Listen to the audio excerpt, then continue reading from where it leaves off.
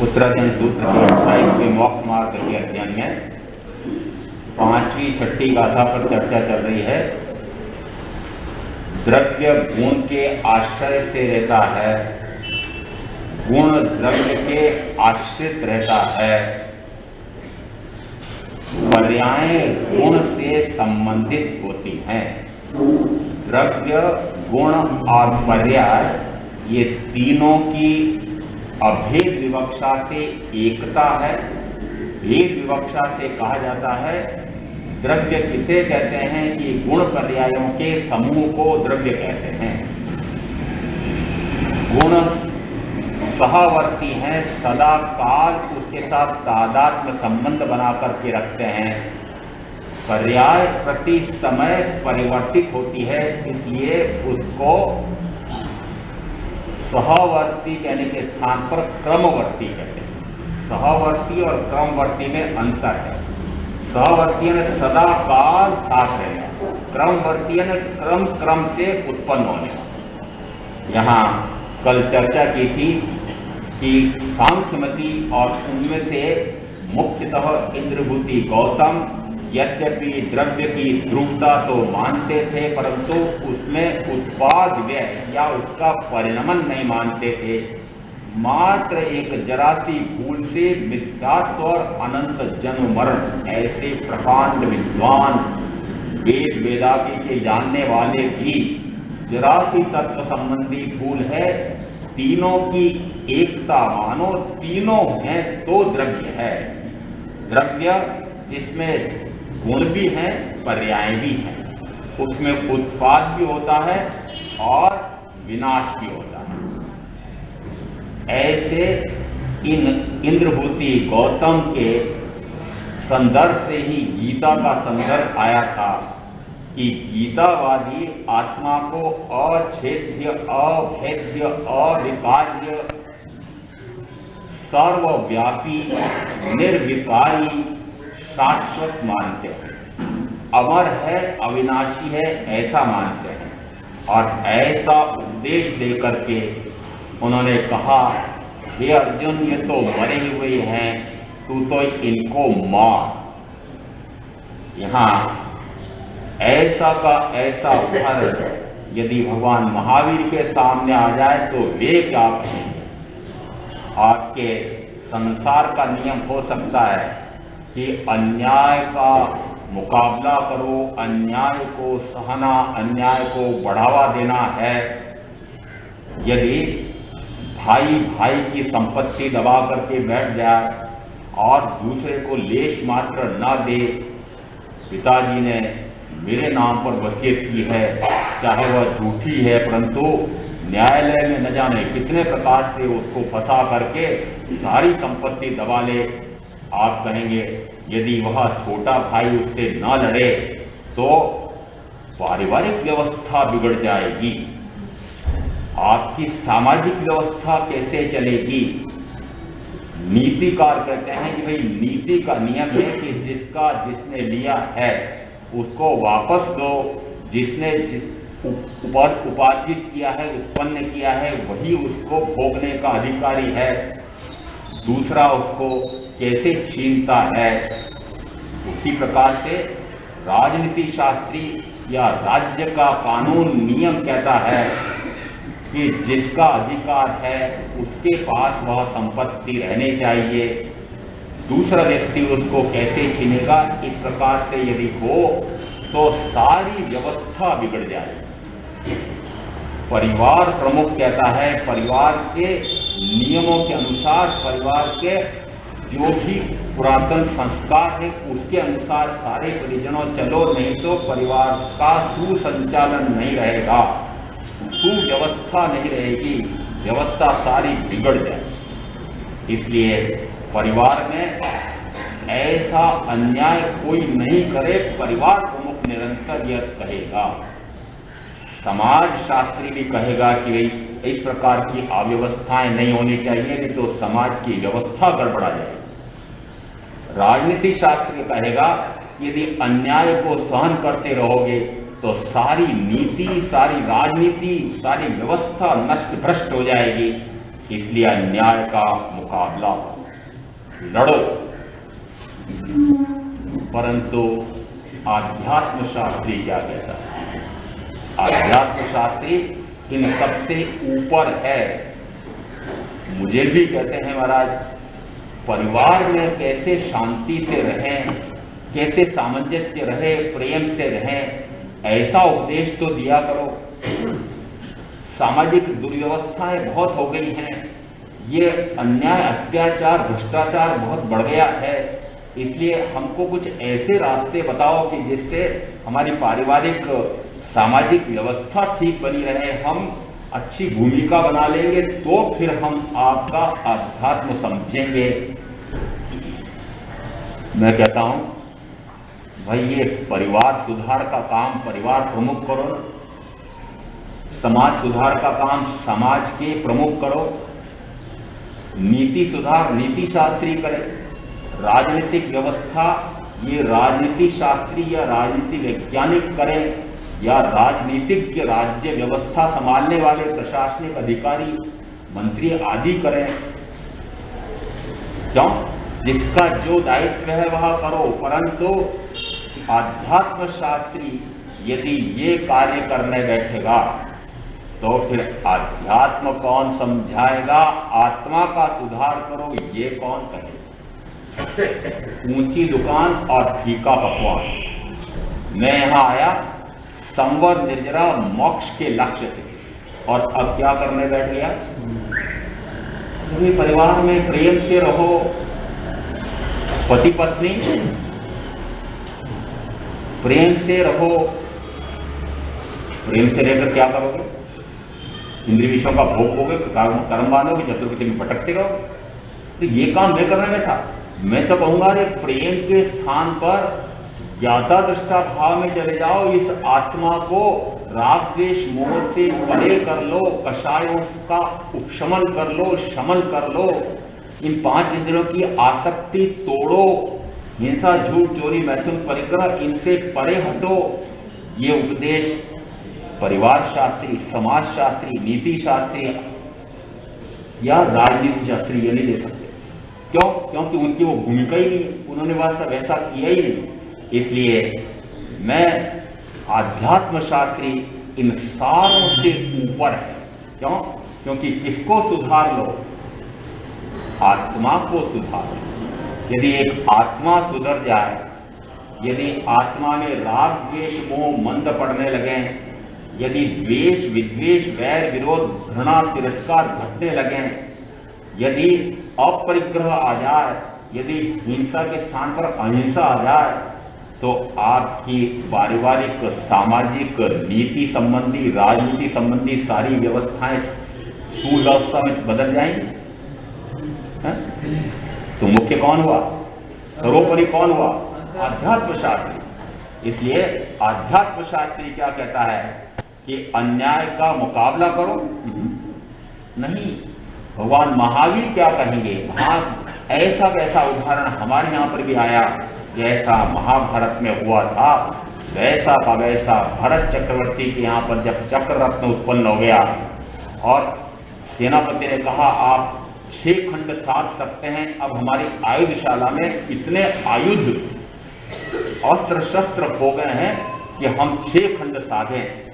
जैसे ही उन्होंने 6 खंड साधे और वापस लौटते हैं, चक्र अंदर नहीं जा रहा है। उनका अंदर क्यों नहीं जा रहा है? कारण क्या है?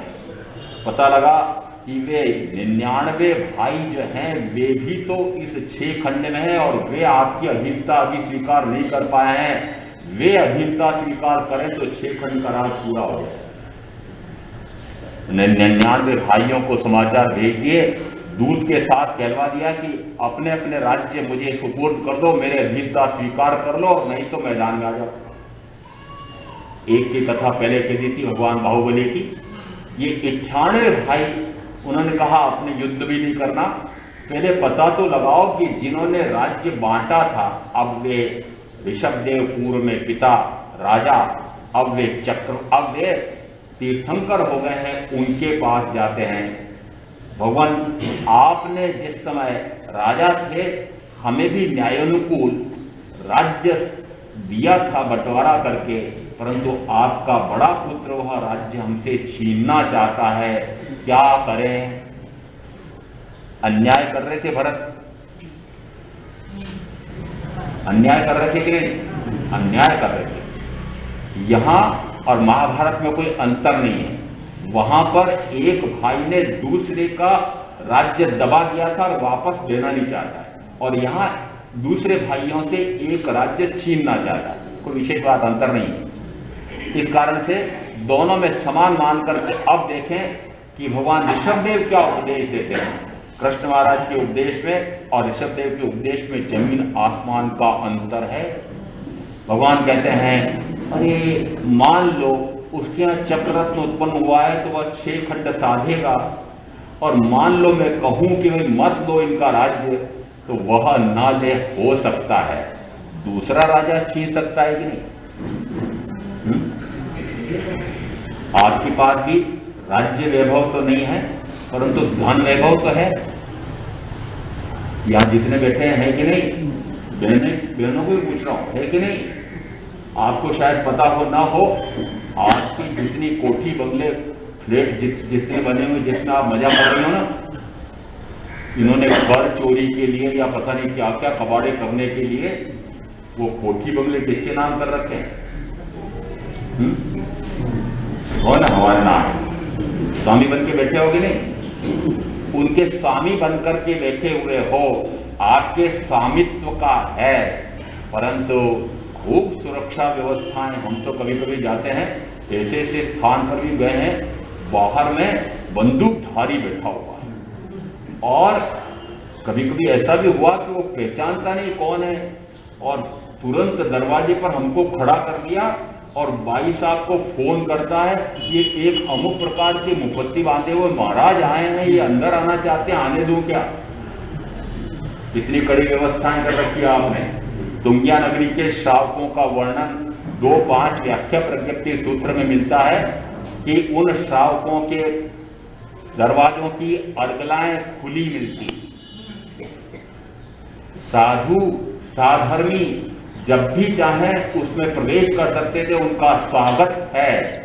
आज आपके यहाँ यदि वो सेवादार साथ में हो तो मुझे पता है, पहले तो उसका मुख्य द्वार और पहले भड़ भड़ भड़ भड़ भड़ करता है। मान लो मुख्य द्वार वह खोल ले, ऐसी व्यवस्था हो, तो फिर अंदर में फिर एक ऐसा दरवाजा आता है, अंदर में टीवी चल रही है, वातानुकूलन यंत्र चल रहा है, और वो भाई साहब कहो कि भाई साहब कहो, वो मगन है इसमें।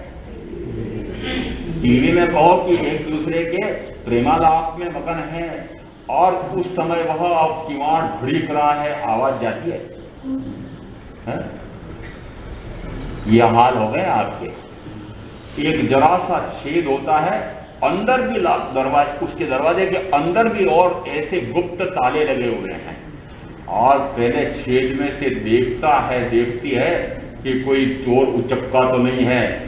ये महाराज भी ऐसे होते हैं। आपको पता है, पुराने साधु कहा करते थे, हे संयमी, गृहस्थ के यहाँ पर जब आग लेने जाए, चोर जैसे घुस और साहूकार जैसे निकल। चोर जैसे ने चुपचाप जा, जिससे कि गृहस्थ बहन यदि असुस्ती है तो वापस लौट जा, और पहले से सूचना हो जाएगी तो वह सारा सूचता कर लेगी, इसलिए चुपचाप अंदर जा चोर जैसा। तो ये महाराज भी चोर उचक्के जैसे अंदर नहीं आने देते हो आप। कैसी व्यवस्थाएं आपकी हो गई हैं। वहां तो साधर्मी भाई साधु साध्वी का सदाकाल स्वागत है।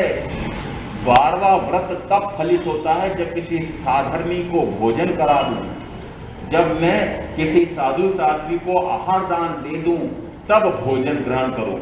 सबके ऐसा नियम होगा? भावना भाते होंगे, भावना। इसलिए कहते हैं जिस समय ऐसी आपकी कड़ी से कड़ी व्यवस्थाएं हैं, मैं कहता हूं कड़ी से कड़ी व्यवस्थाओं में जेड सुरक्षा करवा लो। ठीक है, किसी के यहाँ भी कोई राज्याधिकारी हो तो उसके पास जेड सुरक्षा तक होती है। ऐसे बंदूकधारी, वो पता नहीं क्या क्या अस्त्र शस्त्र लिए हुए और बढ़िया फोन हाथ में रखे हुए, एक एक पल के समाचार उन राज्याधिकारी के अंतरी मंत्री के देता रहता है। इतनी कड़ी सुरक्षाएं, इतनी कड़ी सुरक्षाओं के होते हुए भी अमेरिका ने बहुत पूर्व में राष्ट्रपति को पता नहीं कहां से निशाना लगाया और मार डाला। और हमारे यहां भी मैंने भी देखा था कि एक ऐसी जिसके पीछे 3-3 सेनाध्यक्ष खड़े हैं, सलामी दे रहे हैं, स्थल सेनाध्यक्ष है, जल सेनाध्यक्ष है, वायु सेनाध्यक्ष है, और उसके साथ उन तीनों अधिकारियों के पीछे सेना कितनी, लाखों सैनिक खड़े हैं, और तड़ 3 गोलियां लगी और स्वाहा। कड़ी सुरक्षाएं थी कि नहीं? कितनी कड़ी सुरक्षा कर लो आप अपने शरीर की सुरक्षा के लिए या धन वैभव की सुरक्षा के लिए। मैंने कहा कोई छीनने आएगा कि नहीं? वे ऋषभदेव परमात्मा कह रहे हैं, क्या कह रहे हैं? अरे मान लो भरत नहीं छीनेगा तो और कोई छीनेगा कि नहीं? अब आपको पूछ रहा हूं, कोई छीनने वाला आएगा कि नहीं? हो सकता है आपके तो सारे बेटे ऐसे हैं कि जो बड़े आज्ञाकारी हैं। हमारे यहां तो ऐसा उदाहरण में दिया, ये पता नहीं बाबा फूसट बैठा रहेगा सिंहासन पर, दिया धक्का, कारागृह में डाल दिया और शासन पर अधिकार कर लिया। कोणी महाराजा ने श्रेणी को डाल दिया, कहा पिता को, कारागृह है। तो यहाँ हो सकता है आपका ऐसा बेटा तो नहीं है, पर मैं एक दूसरा बेटा बताता हूँ, वो कालचंद्र आएगा। क्या किस समय आएगा पता है? हाँ, किस समय पता नहीं, किस समय आ जाएगा। और वो चाहे कितना ही धन वैभव हो, लाखों का हो, करोड़ों का हो, चाहे अरबों खरबों का धन वैभव हो, चाहे कितना ही बड़ा पद हो। प्रधानमंत्री वाला उदाहरण दे दिया, राष्ट्रपति का उदाहरण भी दे दिया है। ऐसे ऐसे पदवीधारी भी, ऐसे ऐसे धन वैभव के स्वामी भी, जिस समय काल आकर के खड़ा होता है तो उनकी कोई रक्षा करने में, शरण देने में समर्थ नहीं है। इसका अर्थ है कि अरे तुम किसको बचा रहे हो? उस राज्य को बचा रहे हो को जो छिनने वाला है, नष्ट होने वाला है, छूट जाने वाला है, न जाने किस क्षण वह चला जाएगा। तुम उस राज्य के लिए क्यों अपने भाई से लड़ाई करते हो? मैं तुमको ऐसा वैभव बताता हूं, राज्य वैभव के स्थान पर, धन वैभव के स्थान पर वो क्या बता रहे हैं? अरे संयम रूपी धन ले लो। चाहिए आपको धन? मेरे पास भी है धन, तो चाहिए क्या? संयम रूपी धन है, मेरे पास भी वैभव है, परंतु वह वैभव आत्मा का है। ऐश्वर्य है पर आत्मैश्वर्य है। सिद्ध शिला पर सत्ता, सिद्ध बुद्ध मुक्त होकर के उस परम सत्ता को प्राप्त कर लूं, इस प्रकार की वो महासत्ता को प्राप्त करने के लिए उस सर्वसत्तावान हो जाऊं, इसकी कला भी, मार्ग भी मेरे पास है। चाहिए? चाहिए तो छोड़ो वहां की सत्ता। खबर साहब, कहां की सत्ता? कि वो जो छूटने वाली है उसकी सत्ता छोड़ो, तो वो महासत्ता आत्मा की प्राप्त होती है। इसलिए उन्होंने कहा, अरे तुम ऐसी सत्ता को प्राप्त करने का पुरुषार्थ करो कि जहां जाने के बाद वापस कोई छीनने वाला नहीं है। यदि सिद्ध शिला पर अपना स्वामित्व, आधिपत्य, सिद्ध बुद्ध मुक्त होकर के वहां बैठ जाए तो कोई छुड़ाएगा? भगवान ऋषभदेव ने ऐसा उपदेश दिया। सूत्र कृतांग सूत्र के दूसरे अध्ययन में वह संग्रहित है। ऐसा माना जाता है उन 98 के 98 पुत्रों ने संयम ले लिया, सर्ववृत्ति संयम लेकर के, गीतराम संयम की आराधना करके वे मोक्ष चले गए। अन्याय का मुकाबला किया नहीं किया। जिस समय आपके समक्ष इस प्रकार की समस्या आती है, महाराज मैंने उसको 5 लाख रुपए मात्र 1 रुपए प्रति सैकड़ा प्रति माह पर ब्याज पर दिया था और नगद रुपए दिए हैं, इतना माल मैंने उसको दिया है और वह वापस नहीं देता है। मैं चाहे कहूं चाहे नहीं कहूं, आप या तो पुलिस में जाकर या फिर उच्च न्यायालय में, सर्वोच्च न्यायालय में जाकर और वहां से भी हार खा जाओ तो फिर आजकल क्या कहलाती है वो गोली भेजकर, क्या कहते हैं उसको? आपकी भाषा बता दो ना, सुपारी। अरे भूल गया, सुपारी भेज देते हैं और वो समझ जाता है अब सुपारी आ गई है, गुंडे जो हैं वो ये ठिकाने लगा देंगे, उड़ा देंगे, इसलिए चुपचाप इसके 5 लाख रुपए माल का पैसा वापस दे दो। परंतु वह ऐसा है कि वो सुपारी की परवाह भी नहीं करे और डकार जाए आपका रुपया, तो आप क्या करोगे उस समय? क्या करोगे? अन्याय किया ना उसने, अन्याय किया कि नहीं किया? अब अन्याय का मुकाबला करने के लिए आपने कितना प्रयास कर लिया? आज की न्याय व्यवस्था ऐसी है कि वर्षों लड़ ले, जीता हुआ भी हारा हुआ है और हारा हुआ तो बेचारा हारा ही हुआ है, जीता हुआ भी हारा हुआ है, क्योंकि 10 वर्ष 20 वर्ष तक 30 वर्ष तक प्रकरण निपटते हैं सर्वोच्च न्यायालय तक जाते जाते, और इतना धन उन वकीलों को और फिर न्यायाधीशों की वो भी क्या कम है, पता नहीं कहां दे करके, और वह मूंछ की लड़ाई लड़ता है। ऐसा करके स्वयं जीतता तो है परंतु फिर भी हारा हुआ का हारा हुआ है। इसलिए यदि मैं कहूं कि अरे क्यों लड़ते हो, जब वह आपकी सारी कार्रवाई आप निष्फल मान लेते हैं और फिर मेरे पास आते हैं, मैं क्या कहूंगा? अरे भाई कर्म का फल ही ऐसा था, पहले के किसी भाव में आपने उससे लिया होगा, उसने वापस ले लिया। संतोष करना पड़ेगा। संतोष क्या करना पड़ेगा? कर्म का फल ही ऐसा है कि मैंने यदि पूर्व में किसी के साथ अन्याय किया था, जिस समय महामुनि महावीर के कान में कीले ठुक रहे हैं, गस्वाल मुनि के सिर पर अंबारे रखे जा रहे हैं, क्यों नहीं मानते हो? 2 उदाहरण तो ऐसे ही हैं, इसमें अन्याय कर रहे हैं कि नहीं कर रहे। ये कान में कीले ठोकने वाले का इस भाव में महावीर ने क्या बुरा किया? गस्वाल मुनि ने उन सुमिल का क्या बुरा किया? परंतु वे क्या सोचते हैं कि यदि यह आया है, बदला लेना चाहता है, तो निश्चित है कि इसको या अन्य जीवों को मैंने पूर्व में बहुत दुखी किया है, शोषण किया है, उनको यदि मैंने दुख दिया है तो दुख देने से दुख मिलता है। असतविधि कर्म का उपार्जन किया है तो कोई न कोई वही या और कोई न कोई असहता पहुंचाने के लिए आएगा। अन्याय वर्तमान में तो आपने नहीं किया है, मैं तो कहता हूं वर्तमान में भी कर रहे हो। वर्तमान में क्या पृथ्वी पानी अग्नि वायु वनस्पति काय के जीवों को नहीं मार रहे हो? 2 3 4 5 इंद्रियों के जीवों को नहीं मार रहे हो? वर्तमान में भी अन्याय कर रहे हो। वो सारा अन्याय का वापस पूंजीभूत होकर के असहतावेदी कर्म के रूप में बंद करके जब आपसे कोई न कोई बदला लेना आएगा, तब देखते हो अरे मैंने तो किसी को बुरा नहीं किया, अरे बाप रे मेरे ऐसा कर्म का उदय कैसे आ गया, हाय हाय कर रहे हैं, रो रहे हैं, झींक रहे हैं, अर्ध्यान कर रहे हैं। क्या नहीं मानते हो कि मैंने कई जीवों के साथ अन्याय किया था, इसलिए उसका फल देने के लिए कोई न कोई आ गया?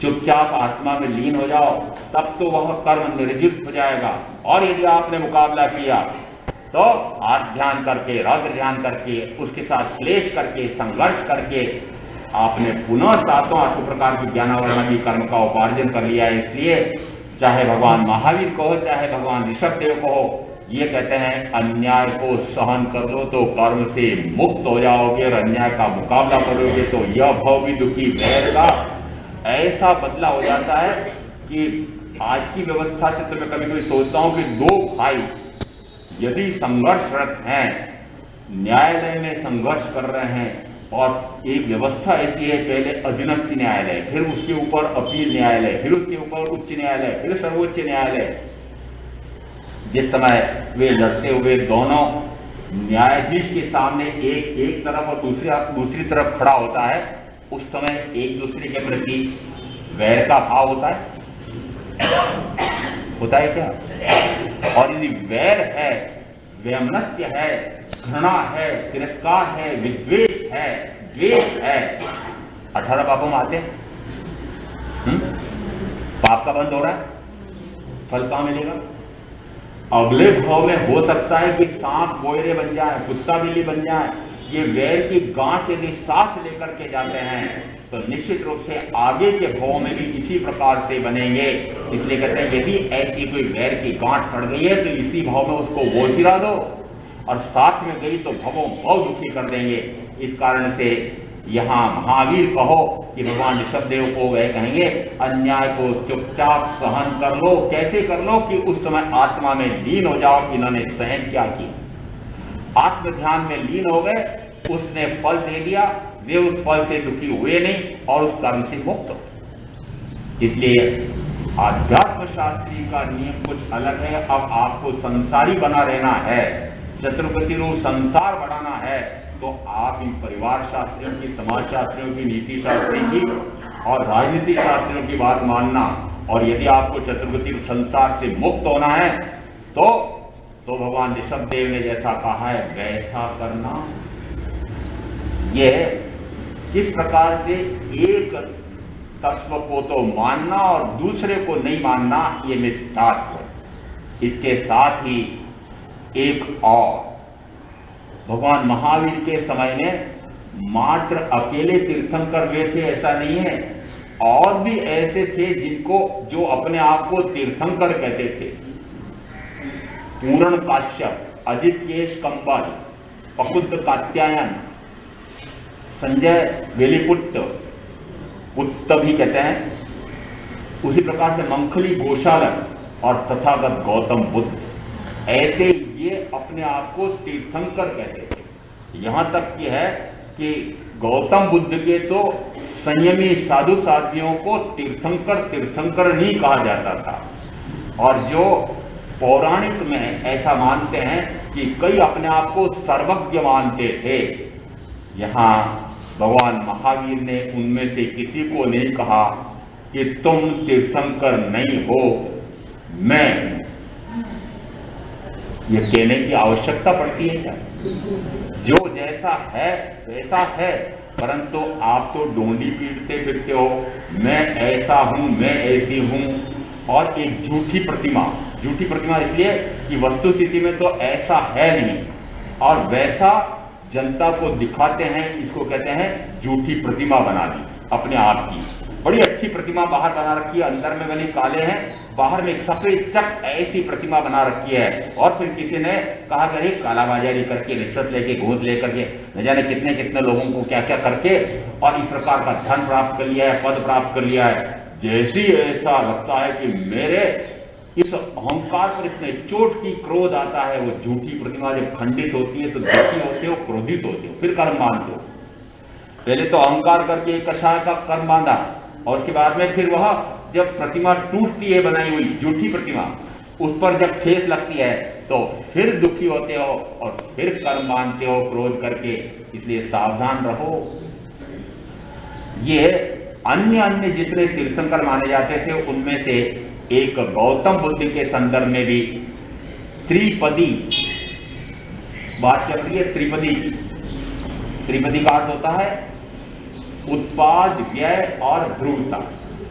यहां कोई भी द्रव्य ध्रुव रहता है और उसके गुणों में निरंतर उत्पाद व्यय उसकी पर्याय में परिवर्तन होता है। यहां ये गौतम बुद्ध ऐसे थे कि जो पर्याय का परिणमन तो मानते थे, उत्पाद और व्यय तो मानते थे, परंतु द्रव्य की ध्रुवता नहीं मानते थे। ये गणधरवाद की प्रस्तावना में पंडित मालवणिया जी ने बौद्ध क्या मानते थे इसका थोड़ा सा चित्रण किया है। एक डॉक्टर नगेंद्र ऐसे तेरापंथ के बड़े विशिष्ट साधक हुए थे, मुनि। उन्होंने भी करीब 2000 पृष्ठों में जैन और बौद्ध में कहाँ समता है और कहाँ भिन्नता है, उस पर बड़ा विस्तार से शोध ग्रंथ लिखा था। क्या भिन्नता है, बौद्ध कैसा मानते हैं। ये गौतम बुद्ध तथागत कहलाते थे, बड़ी प्रसिद्धि पाई थी उन्होंने।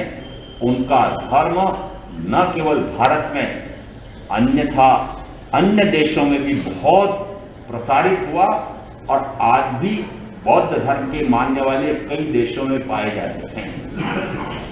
ये बौद्ध क्या मानते हैं? वे कहते हैं चित्त था इसलिए उत्पन्न हुआ, चित्त था इसलिए उत्पन्न हुआ। एक कर्म है, कर्म का फल है, यानी कर्म है, कर्म का विपाक है, परंतु विपाक में कर्म नहीं है, कर्म में विपाक नहीं है। जो संतति उत्पन्न हुई है वह संतति पूर्व से अभिन्न भी है और भिन्न भी है, भिन्ना भिन्न है। कैसे है? वे क्या मानते हैं? चित्त था इसलिए उत्पन्न हुआ। ये तो मानते हैं कि पूर्व में चित्त था। चित्त को यहां पर्यायवाची अपेक्षा से ले लें कि आत्मा था। आत्मा था तो वह उत्पन्न हुआ। जो जिस द्रव्य का अस्तित्व है, जो सतरूप है, वह उत्पन्न नहीं होता।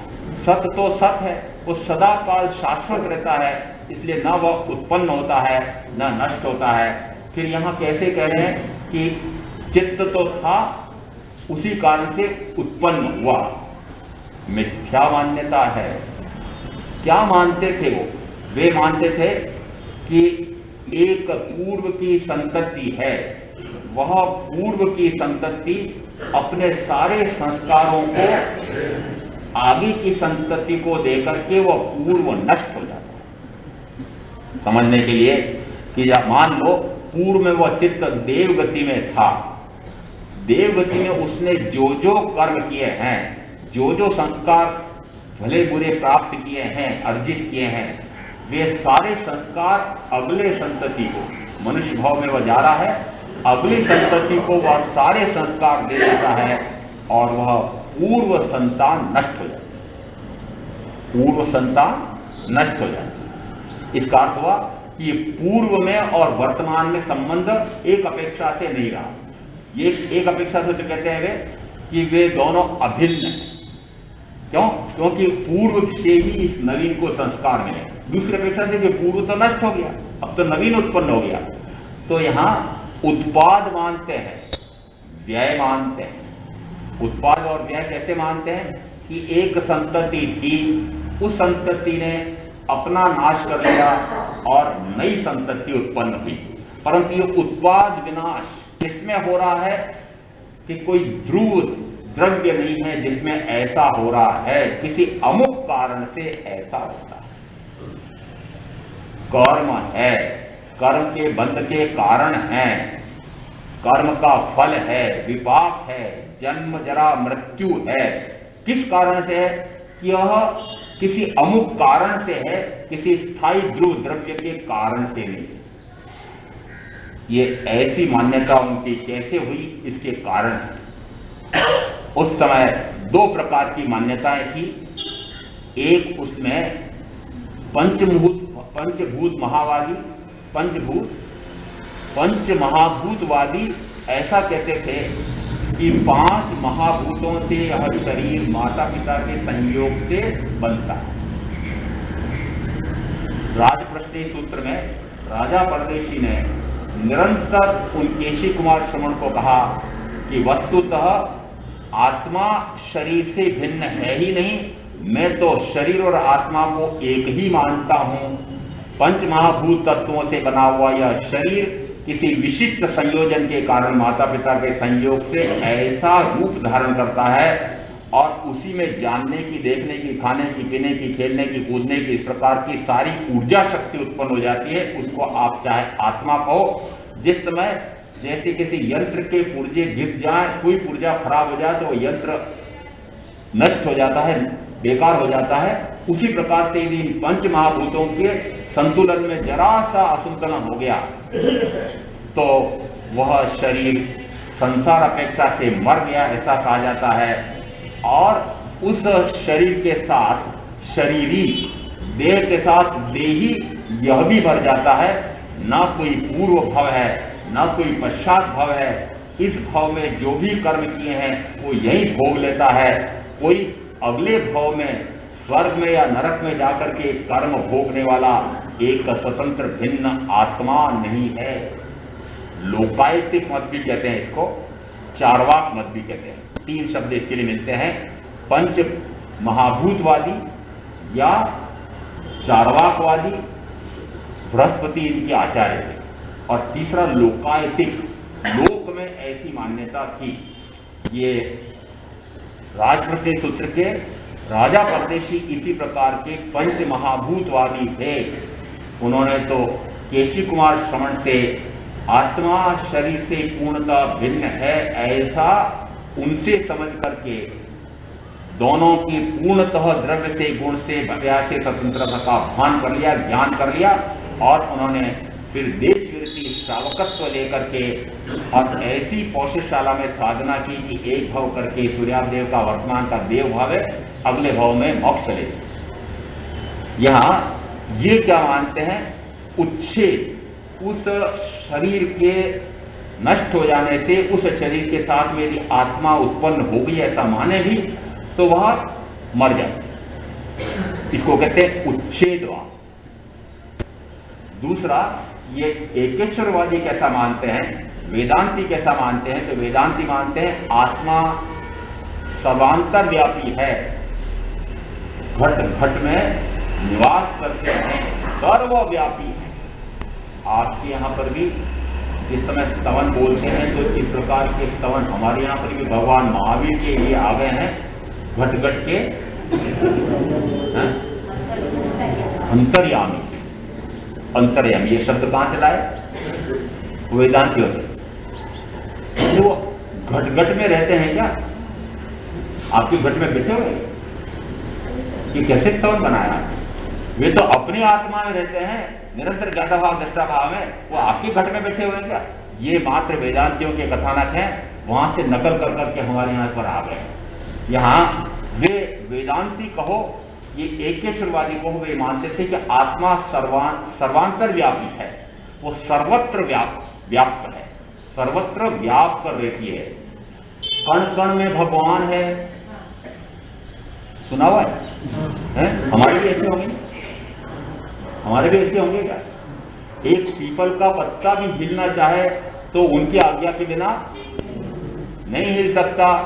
ऐसे एकेश्वरवादी क्या मानते हैं, वे ये कहते हैं कि यह आत्मा शाश्वत है, सर्वव्यापी है, ध्रुव है, सदा काल रहता है, और उसने इस प्रकार से चराचर जगत की रचना की है।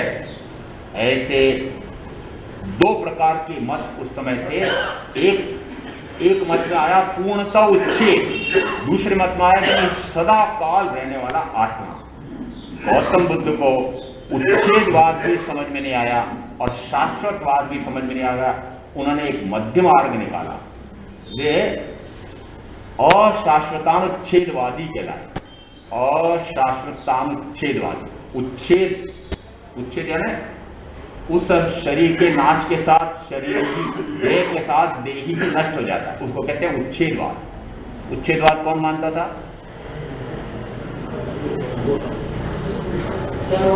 चारवाक। अभी कभी भूल गए, उच्छेदवाद कौन मानता था कि चारवाक। तो चारवाक का उच्छेदवाद भी गौतम को मान्य नहीं था। और इन वेदांतियों का ये सर्वांतर व्यापी आत्मा, ऐसी शाश्वत आत्मा, इस पर भी उनको विश्वास नहीं था, इसलिए वे कहलाए अशाश्वतानुच्छेदवादी। अशाश्वत और अउच्छेदक दोनों को नहीं मानते।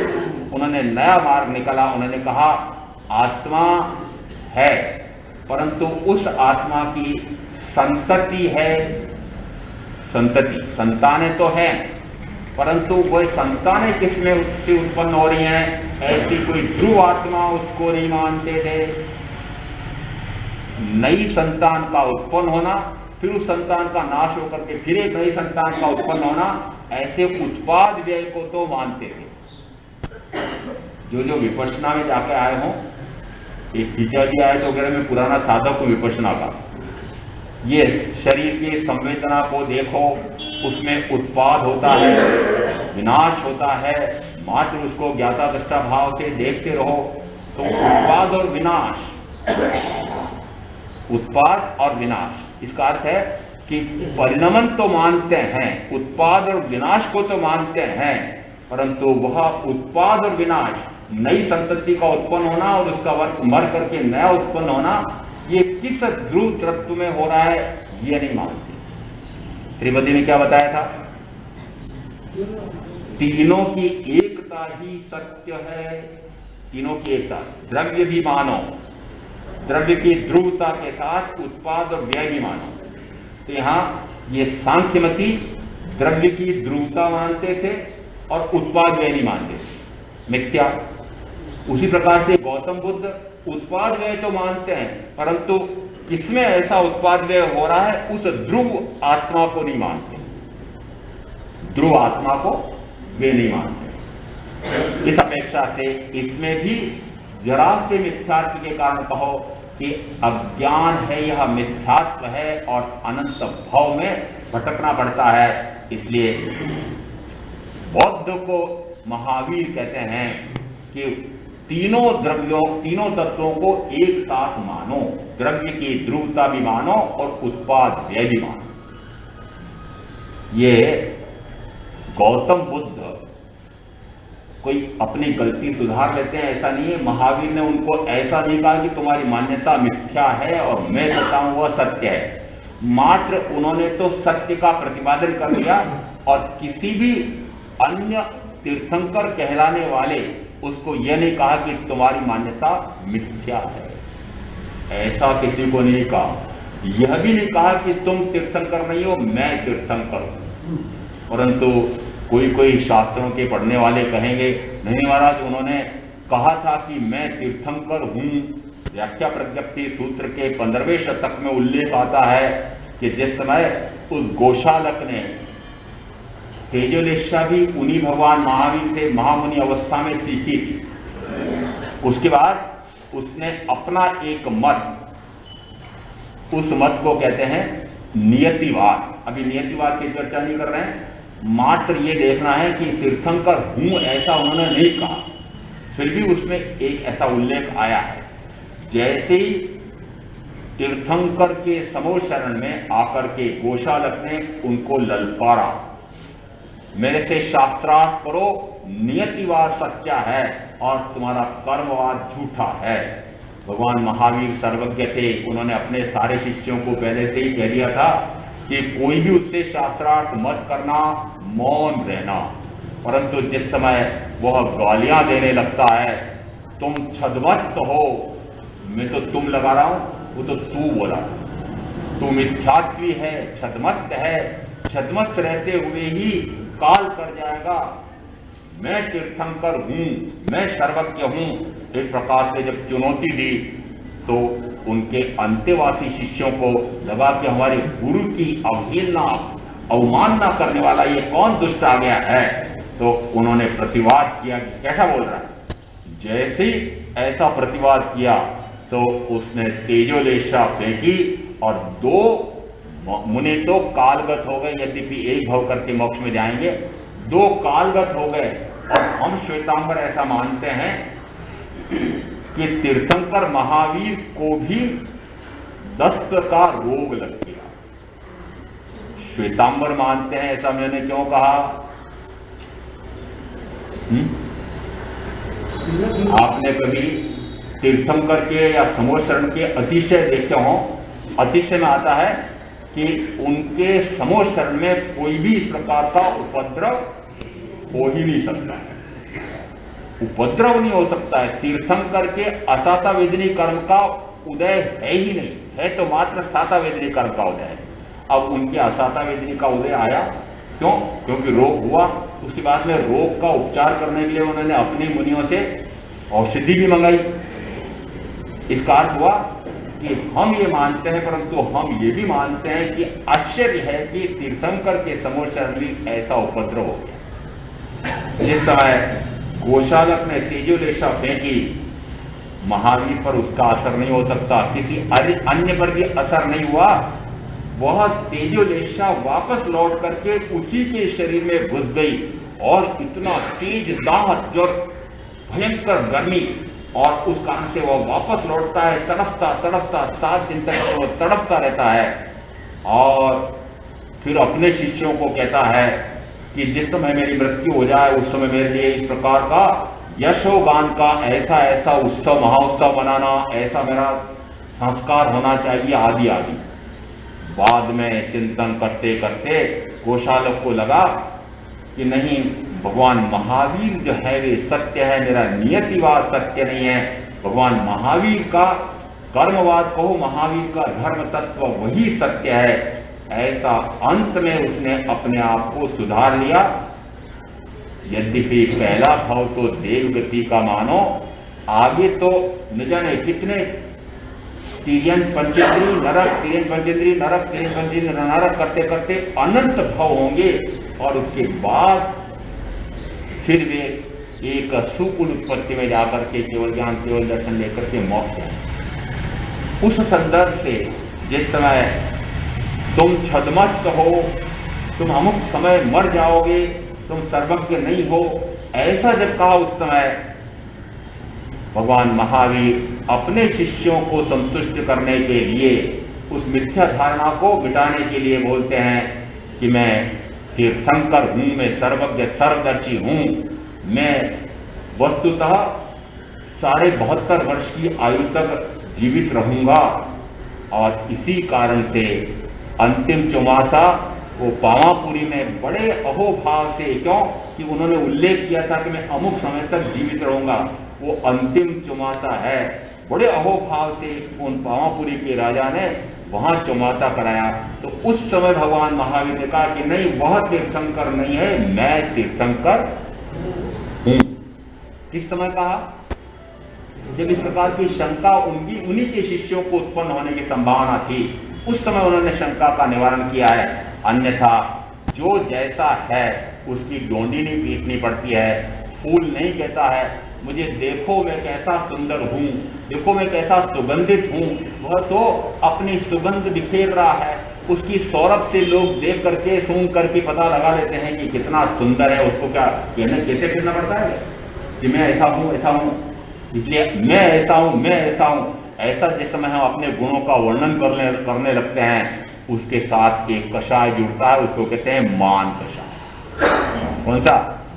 मान कषाय। और कषाय है तो कर्म है, और कर्म है तो अनंत कर्म का बंध है, और उसके कारण से अनंत जन्म मरण है।